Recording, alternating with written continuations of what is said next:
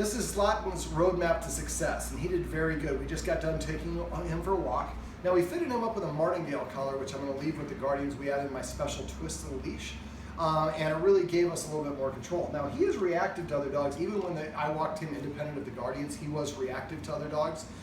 So we did a couple different things. One of the things I did was when I saw a dog approaching, I just started popping treats in his mouth. Now when I first walked out the door, there was a dog in the corner. I put the treat there and he was not interested. Don't try to force in his mouth because he might bark and snap and bite your finger accidentally. So if he won't take the treat, we know he likes these treats, that's his way of saying that this dog is too close. Now again, when we're doing the counter conditioning exercise that I talked about in one of the videos, we want to make sure that he is not reactive. He's not staring, he's not holding his breath, he's interested in the treat. If he stops taking that treat, he's telling you the other dog is too close and I'm not interested because the other dog is too much of a threat or is too intense or whatever the case may be. So the Guardians here have done a really good job of incorporating a lot of rules and structure. I talked to them about a month ago when we booked this session, and they have watched a lot of the videos on doggonproblems.com, which I'm shocked at how few people actually do that before the session. After the session, they watch them like crazy. But they've picked up a lot of little tips and tricks from those, and they're saying that they see a big difference in the dog's behavior. Now, the focus exercise, like we talked about inside, we really have to master, in the other video I should say, we really have to master that inside before we can even start to think about doing it outside. And when we do it outside, we only do it when there are no other dogs around to start building up that as a reliable response and way to redirect our dog. Once we can get to that point, then we can start using it when we see another dog. Now, one of the things we did was on our way back is we did see a couple of the dogs, and we stopped it. Now, what I did is I raced ahead and I went and asked the person, hey, do you mind if we have our dog walk by you? What we did was we increased the distance. We were kind of standing in the street right off the curb, and we had the other person walking down the sidewalk. And what we were doing is just popping these treats in his mouth while I was looking at the other dog. As soon as the other dog got parallel to us, the treat stopped, because now the dog is walking away. We want the dog to understand, I farted, no, I'm just kidding. We want the dog to understand that when the dog is approaching, I get high value treats, but as soon as the dog walks away, the treats stop, because in his mind, he wants the dog to walk away. That's why he's barking at them. So now we're stopping him from barking. We're giving him a positive reinforcer while he's seeing another dog approach, but as soon as that other dog walks away, then the treats go away. We want to flip it. So instead of saying, I want the dog to walk away, he's like, I want the dog to turn around and come back so I get more of those tasty treats. Now, we did have a couple experiences where we had dogs walk by where he didn't bark or react at all, which the Guardian said that hadn't really ever happened before. So it's a great example of how quickly dogs adapt once you use the right technique and positive dog training. You use a trainer whose solution for dogs who are dog reactive is to use a shock collar or a prong collar or a choke chain or a lot of violent snaps of the leash. That person's using the wrong approach. It's only going to make your dog's situation worse. So I was very happy with the results, and I'm happy that the Guardians were happy. And part of it is I think one of the Guardians with the martingale collar felt more confident herself, and her psychology can have a positive influence on the dog's psychology and confidence and behavior. All right, so let's talk about some other things. They already have some rules in place. We made a couple modifications, like moving the boundary a little bit further away from the door, but they're pretty much on point for those things. I would like them to see them petting him with a purpose. So if he's not a very nudgy dog, but even if we just want to pet him ourselves, if he's already sitting, ask him to come and sit over here, or ask him to lie down. Then when we pet him, try to pet him under his chin to facilitate that nose-up orientation. And then we're going to pet him, and we're going to say whatever the command word is: sit, chill, come, or whatever it is. This way, it's transitioning from I have to pay for my attention by the humans by going and sitting in front of him, and eventually that's what he'll do, is he'll come and sit in front.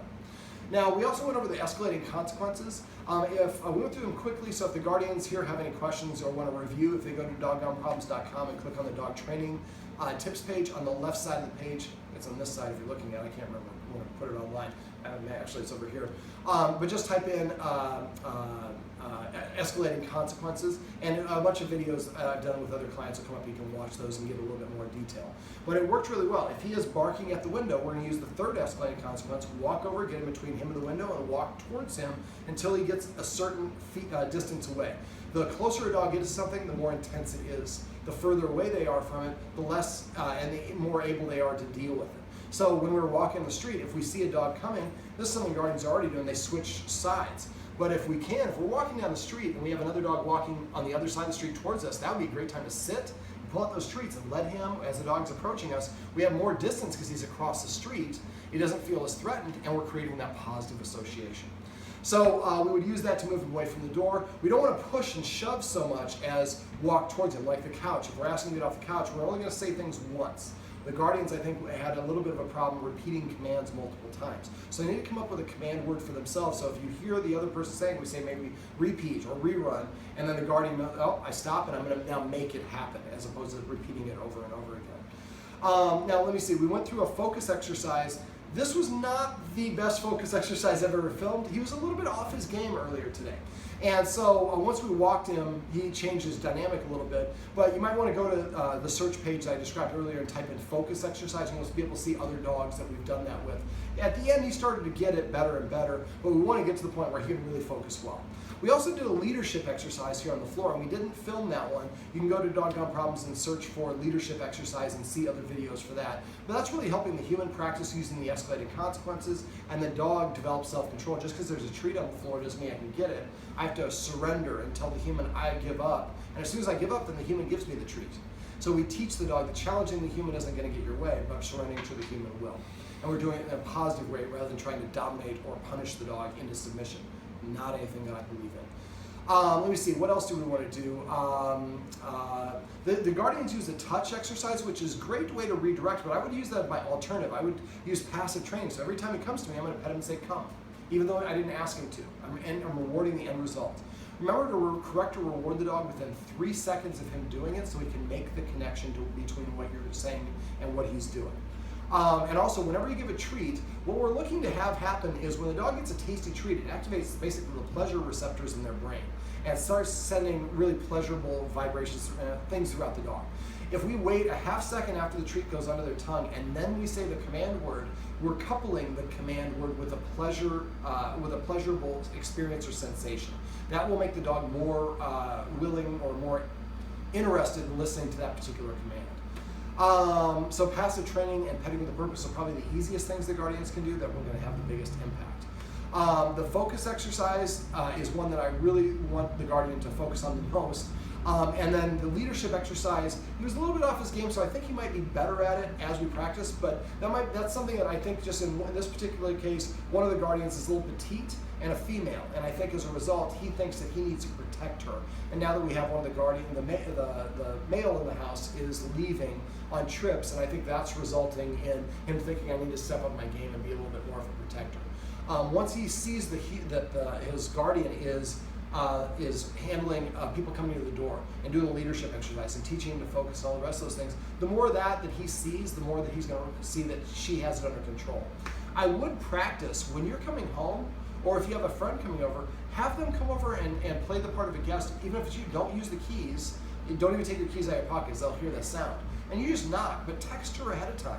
This gives you a chance to wash your hands, turn the TV down, put the stove on, whatever it is. And so now and you know he's going to come through the door in a minute. When he knocks on the door, your dog's going to rush the door. We walk over the door, we use the third consequence, we put our back to the door, we move the dog, we walk towards the dog until it gets behind the invisible line. Then we walk backwards to the door in a very measured way. Door exercise is what I usually call this in the videos, and there's a ton of videos on Doggone Problems that show you how to do this.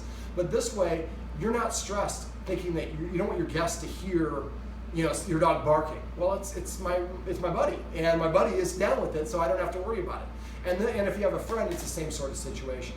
Now, we do have a neighbor next door who has a dog that he does not like, and her dog is pretty well behaved and very well mannered, and she is very attuned. The Guardian herself, she went, she helped us. She actually walked around the car. She did these things without me directing. She doesn't have to ask people to do things. She's already doing some of these things. So a couple things that I wanted to go over with that.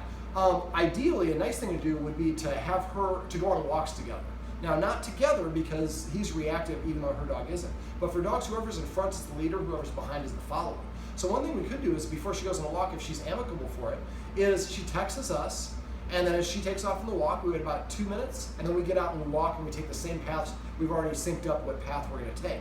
So now he can see that dog, but he's following that dog. That puts the dog in more of a leadership position.